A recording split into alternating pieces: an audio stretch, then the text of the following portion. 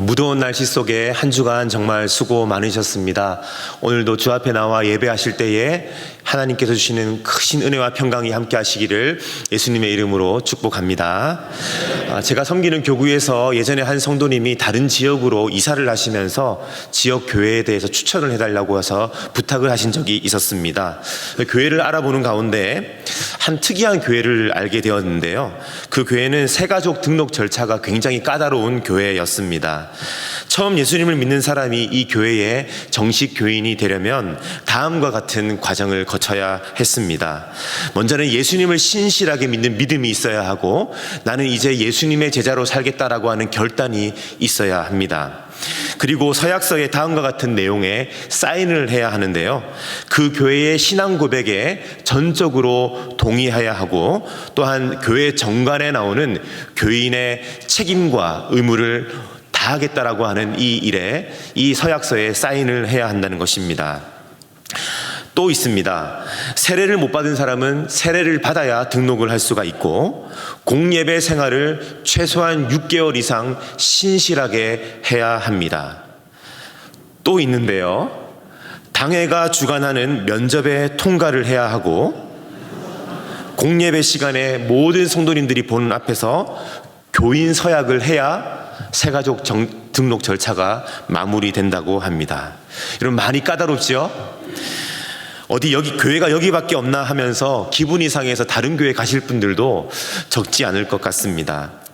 대체로 누군가 교회에 와서 등록하고 싶다라고 말을 하면 거의 대부분 그 자리에서 바로 교인 등록을 받아줍니다.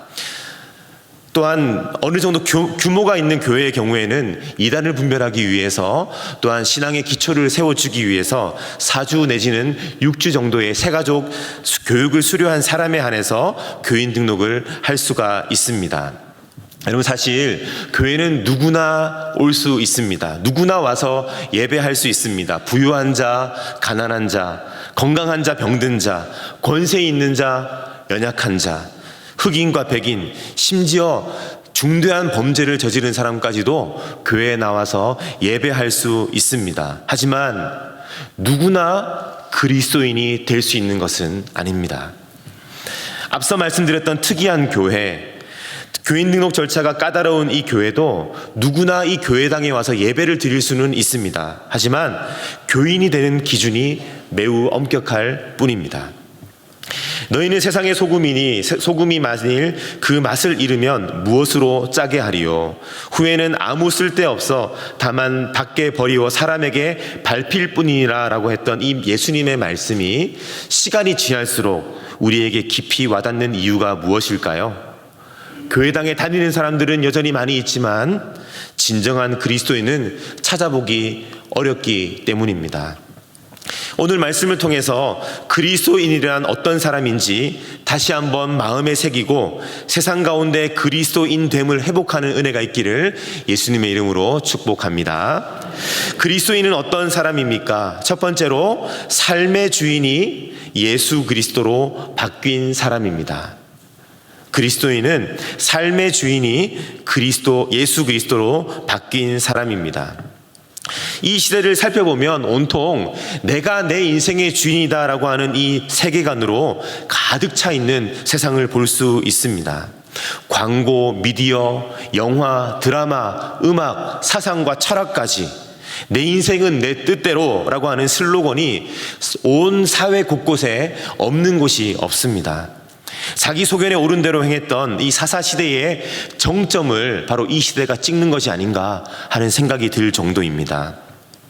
그렇기 때문에 오늘 너는 내 인생의 주인의 자리에서 내려와라 라고 하는 이 말은 이 시대 사람들에게 있어서 굉장히 도전적인 말입니다. 도전을 넘어 도발이라고도 할 수 있겠습니다. 그러므로 내 마음대로 사는 삶을 오늘 이 자리에서 포기하라고 하는 이것은 시대의 흐름을 거스르는 것이고, 대부분의 사람들이 살지 않는 특이한 방식으로 이 세상을 살아가는 것입니다. 단지 교회에 왔다 갔다 하는 것은 인생의 주인이 굳이 바뀌지 않고서도 우리는 얼마든지 할 수 있는 부분들입니다. 내가 원하는 때 가고 원치 않으면 안 갈 수 있기 때문이죠. 조금 또 불편함이 있을 수는 있겠지만 이 부분에 있어서 적응만 된다면 매일 교회당에 나가서 예배 드리면서도 우리는 얼마든지 내 인생의 자리에, 주인의 자리에서 군림할 수 있습니다. 그러므로 매주일 예배를 잘 드리는 것만으로는 우리의 삶의 주인이 예수님으로 바뀌었다라고 말할 수는 없습니다. 오늘 본문의 말씀, 우리 27절의 말씀을 함께 읽도록 하겠습니다.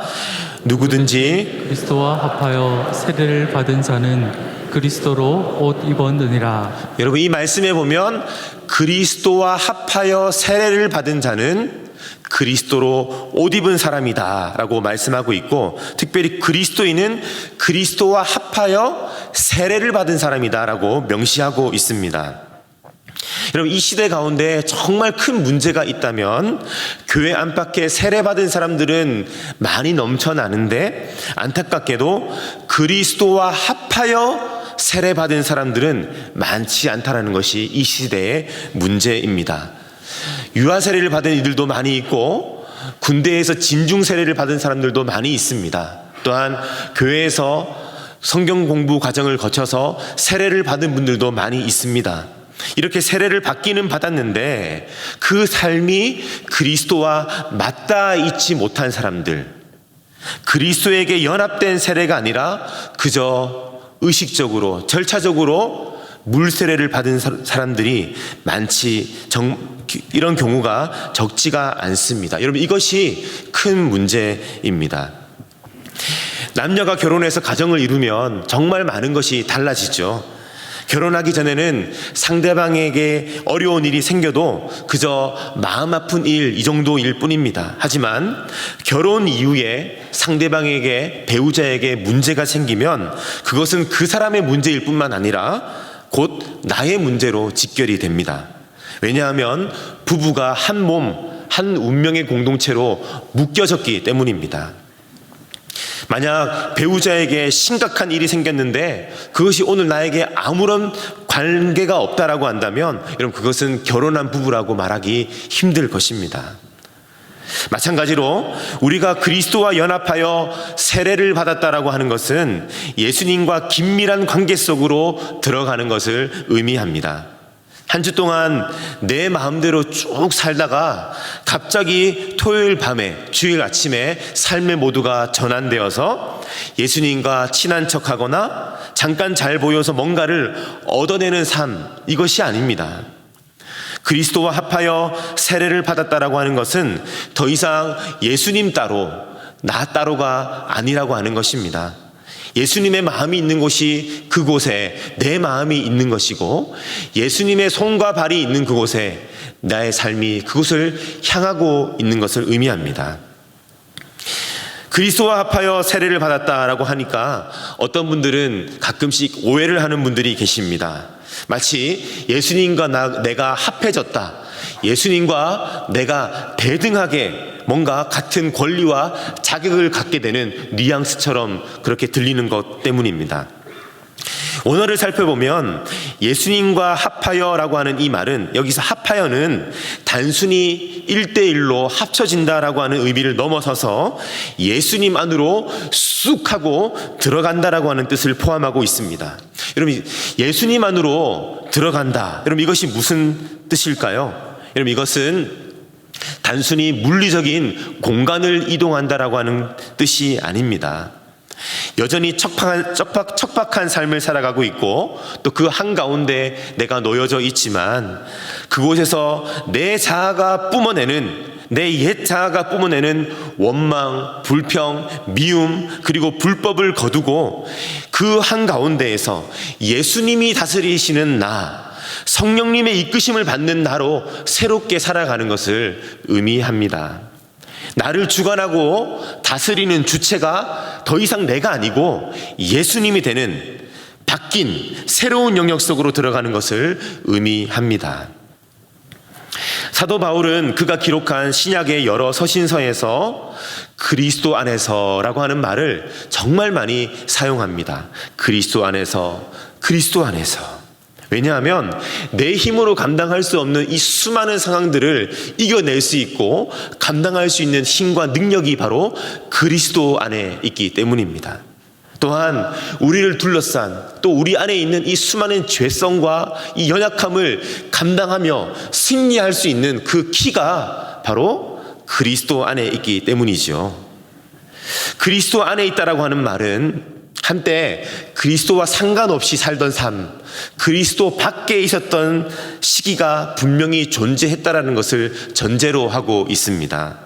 이처럼 그리스도인은 일생에 한 번 놀라운 일을 경험하게 됩니다. 그것은 그리스도와 상관없이 그리스도 밖에 살아가다가 그리스도 안으로 쑥 하고 들어가는 사건, 내가 주인된 삶을 살다가 예수님께서 다스리는 그 삶 속으로 들어가는 사건, 이런 바로 그것입니다. 성도 여러분, 오늘 주님께서는 우리에게 이렇게 말씀하십니다. 아니, 명령하십니다. 너희는 그리스도와 합하여 세례받은 자로 살라. 그리스도께서 다스리시는 삶의 영역 속으로 쑥 하고 들어가라 라고 우리에게 말씀하고 또 명령하고 계십니다. 바라는 것은 우리가 살아가는 모든 삶의 현장 속에서 그것이 어떤 장소이든지 어떤 상황이든지 어떠한 시기이든지 관계없이 행동뿐 아니라 우리의 마음의 깊은 생각까지 주님과 깊이 연합하시고 주님의 다스림 속에 살아가는 은혜가 있기를 예수님의 이름으로 축복합니다. 여러분, 또한 그리스도인은 어떤 사람입니까? 둘째로 삶의 정체성이 예수 그리스도로 바뀐 사람입니다. 삶의 정체성, 내가 누구인가 하는 것이 바로 예수 그리스도로 바뀐 사람이 그리스도인입니다. 우리 성도님들, 나는 가수다라고 하는 프로그램을 기억하십니까? 한때 정말 많이 사랑을 받았습니다. 더러는 음악 예술을 가지고 순위를 매기고 또 탈락을 시키고 한다는 것이 옳지 않다라고 하는 부정적인 평가도 있지만 긍정적인 평가도 많이 있었습니다. 왜냐하면 가창력이 매우 좋고 음악성이 좋은 가수들이 그동안 빛을 보지 못했던 사람들이 이 프로그램을 통해 빛을 볼 수 있었기 때문이죠. 이 프로그램의 인기가 얼마나 좋았는지 한때 나는 무엇이다 라고 하는 이 표제 문구가 얼마나 유행했는지 모릅니다. 나는 무엇이다. 여러분 혹시 기억하십니까? 나는 아빠다. 나는 교사다. 나는 직장인이다. 나는 그리스도인이다. 이런 명제들이 많이 유행했었죠. 여러분, 이처럼 나는 누구이다 라고 하는 정체성이 담겨져 있는 선언은 그 사람의 직업, 그 사람이 처해진 형편과 관련해서 내가 자긍심을 얻고 어려운 중에도 정체성을 가지고 힘을 내고 나아갈 수 있는 그런 역할들을 하였습니다. 여러분, 앞에 화면을 한번 보시겠습니까? 나는 무엇이다. 나는 무엇이다. 여러분, 이것을 보면서 이 괄호 안에 들어갈 여러분의 언어를 한번 생각해 보시기를 바랍니다. 여러분, 나는 무엇이다. 여러분, 여기에 이 글귀 앞에 여러분 자신을 표현하는 어떠한 단어와 표현이 여러분 떠오르십니까? 한번 곰곰이 생각해 보시기를 바랍니다. 가장 먼저 무엇이 떠오르셨습니까? 가장 먼저 떠오르는 것이 있다라고 한다면 여러분, 그것은 여러분이 중요하게 여기는 여러분의 가치, 여러분의 인생의 방향, 정체성을 의미할 가능성이 굉장히 높습니다. 여러분, 누군가 여러분의 인생을 처음부터 끝까지 쭉 지켜본 누군가가 여러분의 묘비에 한 문장의 말로 여러분의 인생을 표현하는 누군가가 있다면, 이 비문을 쓰는 사람이 있다면 그 비문이 여러분의 인생을 나타내는 정체성일 수 있습니다. 지금까지 여러분의 살아온 삶은 여러분이 누구라고 말해주고 있습니까?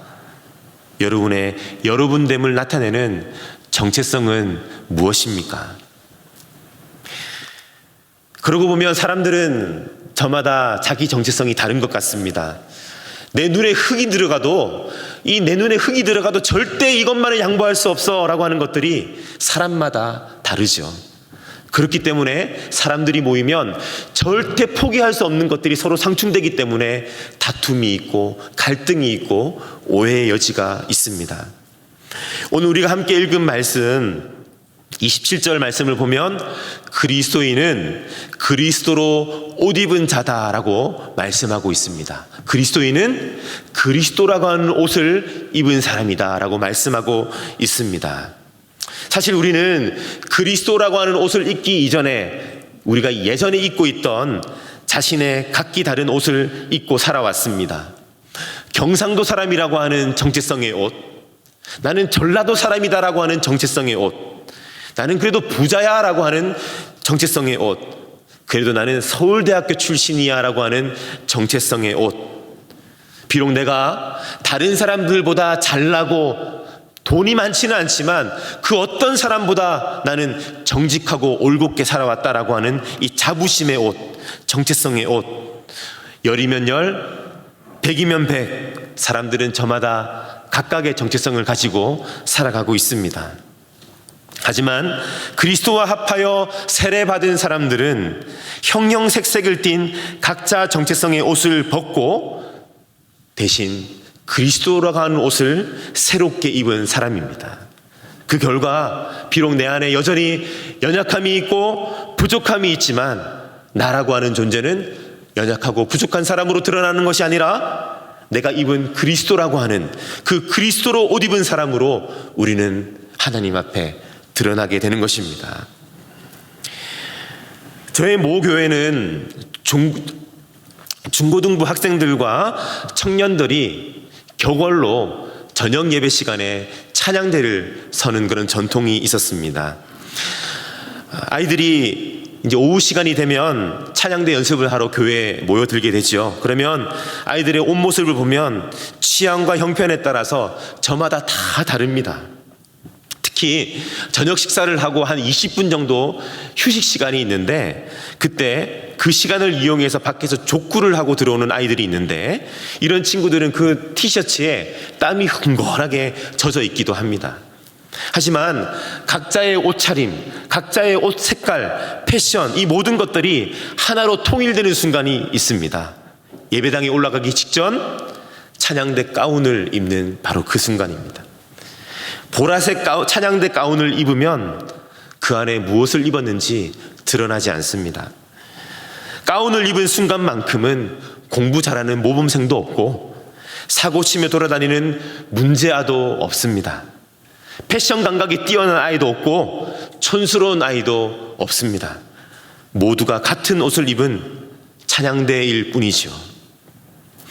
그리스도인의 공동체인 교회도 마찬가지입니다. 예수 그리스도를 주로 고백하는 그리스도인들은 이전의 나, 예전에 자랑했던 나 자신을 더 이상 내세우지 않습니다. 왜냐하면 그것들과는 비교할 수 없는 존귀하신 예수 그리스도를 소유했기 때문입니다. 세상 천지에 금은 보석을 쓰레기통에 내다버리고 쓰레기, 배설물과 같은 것들을 은행 창고에 고이 간직하는 사람은, 그런 어리석은 사람은 없을 것입니다. 질그릇처럼 보잘것없는 내 안에 보물과도 같은 예수님이 내 안에 계신데 어떻게 이전에 자랑했던 물질과 명예와 권세와 경험과 사회적 지위 따위를 우리가 자랑할 수 있겠습니까?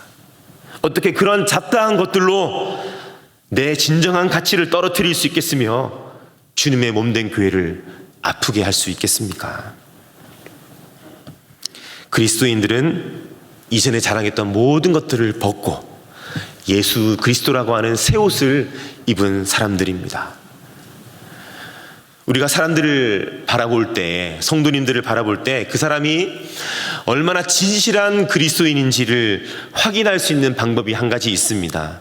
그것은 그의 입을 통해, 그의 삶을 통해 그가 무엇을 내세우는 사람인지를 보면 우리는 확인할 수 있습니다. 오늘 우리의 자랑이요, 우리의 기쁨이신, 절대로 양보할 수 없는 우리의 보물이신 예수 그리스도를 깊이 만나시고 경험하는 은혜가 있기를 간절히 축복합니다. 문득 이런 생각을 해보았습니다. 이처럼 내 정체성이 예수 그리스도 안에서 온전히 정리된 남녀가 만나서 결혼을 하면, 그래서 가정을 이루면 그 가정이 얼마나 행복할 수 있을까? 끊임없이 하루에도 12번 오르락내리는 우리의 감정과 우리의 정체성의 혼돈 속에서 한결같이 그리스도로 옷 입어 살아가기 원하는 사람들이 함께 모여있는 교회 공동체, 부서, 구역, 얼마나 아름다울까? 또한 그리스도로 옷 입은 신실한 그리스도인들이 일하는 사업장은 얼마나 복된 사업장이 될 것인가?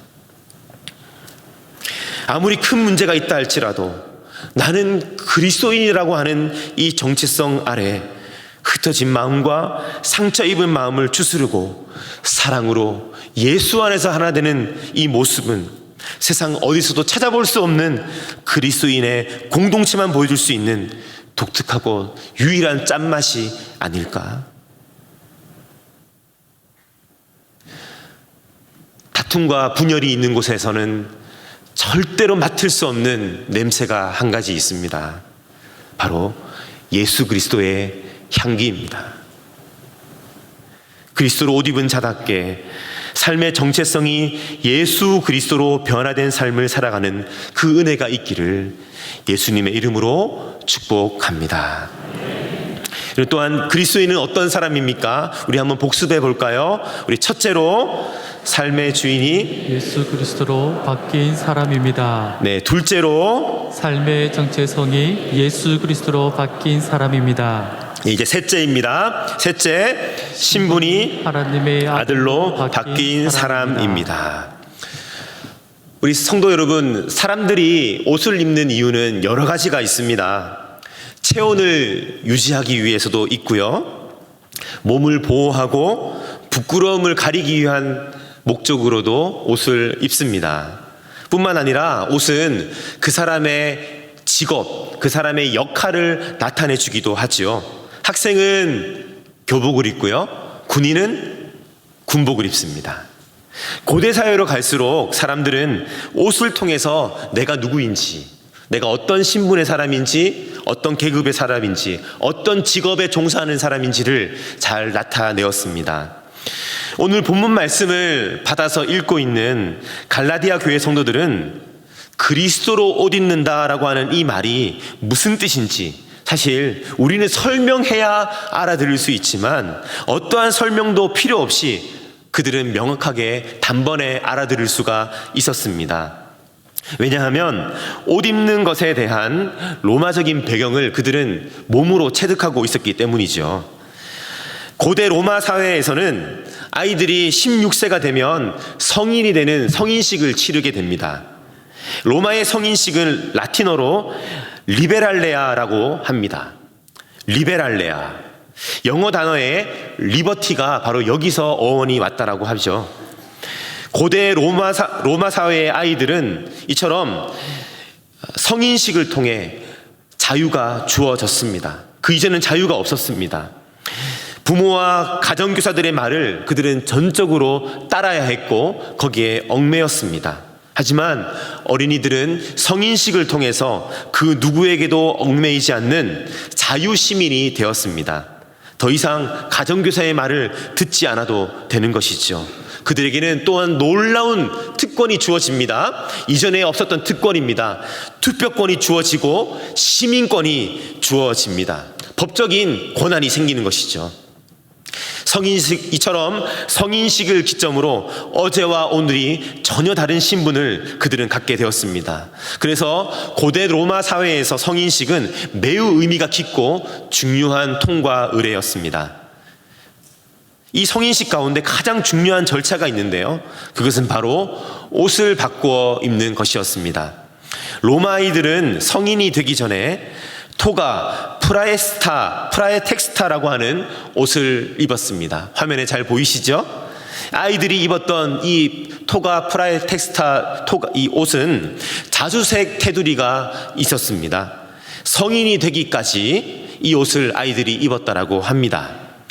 하지만 16세가 되어서 성인식을 하게 되면 로마의 남성들은 이 토가 프라의 텍스타를 벗고 토가 비릴리스를 입습니다. 토가 비릴리스는 평범한 신색이며 남성다움, 성인으로서의 자격을 의미합니다. 성인식 때에 색깔과 의미가 다른 새로운 토가, 새로운 옷으로 갈아입는 것이죠. 마치 목사 안수식 때에 가운을 입고 목사가 되는 것처럼 아버지가 아들에게 이 성인식 때 토가 비릴리스를 입혀주면 그때부터 이 어린이는 더 이상 어린이가 아니라 성인으로, 자유인으로 인정을 받게 됩니다. 다시 말하면 어른의 옷으로 갈아입음과 동시에 그의 신분이 완전히 변화되게 되는 것입니다. 오늘 27절 말씀 계속 살펴보고 있는데요. 우리 27절 말씀을 함께 읽겠습니다. 누구든지 그리스도와 합하여 세례를 받은 자는 그리스도로 옷 입었느니라. 아멘. 우리는 예수 그리스도를 믿고 세례를 받았다는 것, 그리스도로 옷 입었다라는 것이 어떤 의미인지 조금 더 곰곰이 살펴볼 필요가 있습니다. 가끔씩 성도님들을 만나서, 새가족들을 만나서, 신앙생활한 지 얼마 안 되는 성도님들을 만나서 성도님, 예수님을 믿고 나서 어떤 게 제일 좋으세요? 라고 여쭤보면 많은 분들이 이렇게 대답하십니다. 아, 목사님, 이전보다 마음이 많이 편안해져서 너무 감사해요. 이렇게 대답을 하십니다. 여러분, 맞습니다. 우리가 예수 그리스도를 믿고 우리 안에 그로 말미암아 새로운 질서와 영향력이 우리 안에 작동하지 않습니까? 그러니 당연히 예수님이 다스리는 우리의 인생 가운데 평안과 기쁨이 있는 것은 당연하지요. 틀리지 않습니다. 하지만 저는 이 대답은 20점이나 30점밖에 안 되는 대답이라고 생각합니다. 여러분, 우리가 예수 그리스도를 우리 안에 영접했는데 어떻게 평안하게 되었다라고 하는 것만으로 그것을 주님의 임재와 주님의 함께 하심을 우리가 표현할 수 있겠습니까? 아닙니다. 평안함은, 기쁨은 빙산의 일각일 뿐입니다. 예수 그리스도를 영접할 때 우리는 깨닫는, 또한 깨닫지 못하는 엄청난 일들이 우리 안에 발생합니다. 태초에 천지가 창조되던 그 이상의 도저히 일어날 수 없는 일이 예수 그리스도를 영접함으로 우리의 심령 가운데 발생하는 줄로 믿습니다. 절대로 빠져나올 수 없었던 마귀의 소나기에서 우리의 영혼이 자유함을 얻게 되는, 하나님의 자녀가 되는 기적이 바로 오늘 우리의 심령 가운데 일어납니다. 죄의 종에서 하나님의 자녀로 우리의 신분이 변화됩니다. 하나님의 나라를 유업으로 잇게 되는 상속자가 됩니다. 하나님이 우리의 아버지가 되셔서 우리의 인생을 책임지시고 지키시고 인도하시는 은혜가 우리 안에 예수 그리스도의 내주하심으로 말미암아 예수 그리스도를 영접할 때에 우리 안에 일어나는 것입니다. 여러분, 그 누구도 우리를 아버지의 손에서 빼앗을 수가 없습니다. 그 어떠한 마귀의 강력한 손짓과 계략도 우리의 영혼을 상하게 할 수 없습니다. 주님의 완전한 보호하심이 예수 그리스도를 마음에 영접한 심령 가운데 시작되는 것입니다. 천국으로 주소를 이전하는 것이죠. 예수님을 믿는다라는 것, 예수 그리스도로 옷 입는다라고 하는 것은 바로 이러한 놀라운 신분의 변화를 의미합니다. 적지 않은 사람들이 예수님을 믿고 교회에 나가면서도 예수님 안에서 내가 어떤 존재가 되었는지 여기에 대해서는 깊게 생각하지 않습니다.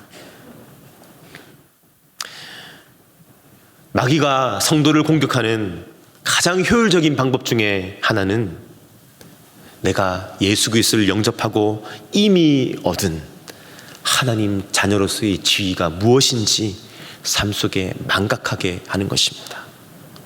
내가 누구인지, 내가 어떠한 신분과 특권을 가진 존재인지, 나의 실패와 나의 무기력함과 나의 보잘것없음에 정신을 차리지 못하도록 몰아갑니다. 내가 얼마나 보배롭고 존귀한 하나님의 자녀인지 깨닫지 못하게 하는 것입니다. 사랑하는 성도 여러분, 그리스도 예수로 옷 입은 사람은 부스러기에 목매이지 않습니다. 내가 누구인지, 내게 어떤 변화가 일어났는지, 나의 신분이 어떻게 바뀌었는지, 그것이 무엇을 의미하는지 그의 삶 속에 분명히 붙잡고 살아가는 사람입니다. 우리에게 어려움이 찾아오고 절망이 찾아와도 그것들로 인하여 넘어지지 않을 수 있는 비결이 있습니다. 내가 하나님의 자녀 되었으니 내가 무서워하고 내가 걱정하는 것보다 하나님 아버지께서 더 크신 사랑과 책임감과 능력으로 오늘 나를 붙들고 계신다. 이 고난의 시간을 통하여 하나님이 나를 세우시고 영화롭게 하실 것이다. 사람들 앞에 내 인생을 부끄러움이 아니라 영광스럽게 하실 것이다. 이 모든 것들을 믿고 나아가 마침내 영광에 이르는 자가 바로 그리스도로 옷 입은 자입니다. 지금 당장의 필요를 채우는 것보다 훨씬 더 근원적인 축복이 바로 내가 하나님의 자녀 되었다라고 하는 이 사실에 있음을 믿으시기를 바랍니다. 또한 죄의 종에서 하나님의 자녀로 나의 신분을 바꾸어 주신 그 주님의 은혜를 누리며 승리하는 은혜가 우리 성도님들의 삶 가운데 넘쳐나기를 예수님의 이름으로 축복합니다. 말씀을 맺게 했습니다. 저는 오늘 말씀을 전하면서 주로 갈라디아서 3장 27절 말씀, 그리스도와 합하여 세례를 받은 자는 그리스도로 옷 입었느니라 라고 하는 이 본문을 중심으로 말씀을 전했습니다. 그런데 이 27절 말씀에서 제가 한 번도 다루지 않은 단어가 하나 있습니다. 27절 처음 시작하는 단어인데요, 그것은 바로 누구든지입니다. 누구든지. 저는 이 말씀을 준비하는 가운데 이 누구든지라고 하는 하나님의 이 말씀 속에 담겨있는 하나님의 이 복음의 능력과 그 영광과 감격스러움을 그 앞에 설 수 있는 기회가 있었습니다. 너무나 감사했습니다. 누구든지 그리스도와 합하여 세례를 받은 자는 그리스도로 옷 입었느니라. 그 배경이 어떠하든, 과거가 어떠하든, 그가 가진 실력과 평판과 자질이 어떠하든 관계없이, 어떠한 큰 죄를 지었고 그게 어떠한 큰 핸디캡이 있다 할지라도 누구든지 그리스도와 합하여 예수 그리스도가 다스리는 그 안으로 쑥 들어가는 사람이 되면 그 사람이 그리스도로 옷 입고 하나님의 아들이 되는 데 있어서 그 어떠한 것도 문제될 것이 없다라고 하는 것입니다. 누구든지. 그리스도에게는 우리의 모든 부끄러움과 실패를 덮고도 남을 능력이 있습니다. 우리의 모든 절망, 심지어 죽음까지도 이길 수 있는 생명이 바로 그리스도 안에 있습니다. 오늘 우리의 모든 삶의 문제도 마찬가지입니다. 그런즉 누구든지 그리스도 안에 있으면 새로운 피조물이라. 이전 것은 지나갔으니 보라, 새 것이 되었도다. 바울은 갈라디아 교회가 당면한 갈등과 분열의 문제 앞에서 얼마나 목회자로서 그 마음이 아프고 머리가 아팠겠습니까? 문제의 당사자들을 불러놓고 왜 그렇게 했는지, 누가 잘못했는지, 무엇이 잘못되었는지 그 경위를 따지기 이전에 바울이 했던 중요한 일이 하나 있습니다. 바울은 깨어지고 나뉘어진 갈라디아 교회를 살리기 위해서 가장 근원적이고 강력한 처방을 내렸습니다. 그것은 바로 그리스도의 복음입니다.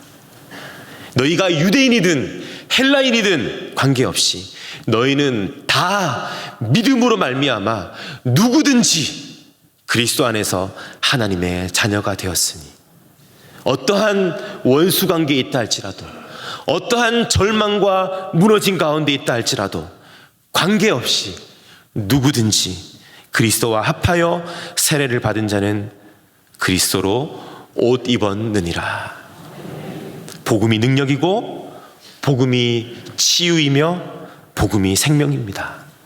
성도의 삶, 그리고 교회 안에 나타나는 문제는 수천 수만 가지의 문제들이 있습니다. 그러나 이 모든 것들을 회복하는 만병통치약이 있습니다.